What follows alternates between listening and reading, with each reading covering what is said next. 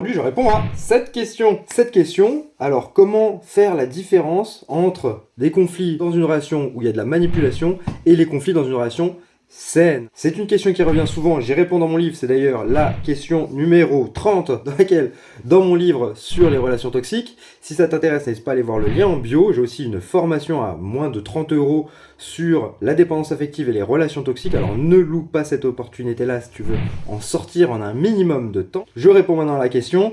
Donc, il y a une grosse différence, c'est que quand vous allez adresser le problème, il y a ce que j'appelle, ce qui s'appelle, pas que moi qui l'appelle comme ça, c'est pas moi qui ai nommé comme ça, mais la technique d'Arvo. Vous allez confronter un manipulateur, il va d'abord être dans le déni, bien souvent il va d'abord être dans le déni, puis vous attaquer et essayer de retourner le rôle victime-oppresseur. Alors que quand on est dans une relation saine, le premier réflexe de la personne, ça va être de dire « Ah mince, excuse-moi, c'était pas mon intention de te blesser. » D'accord? Où vous allez pouvoir parler du sujet sans qu'il y ait trop de conflits. Vous allez pouvoir faire redescendre la tension plutôt que de l'empiler sur les précédents problèmes et faire un gros truc très désagréable.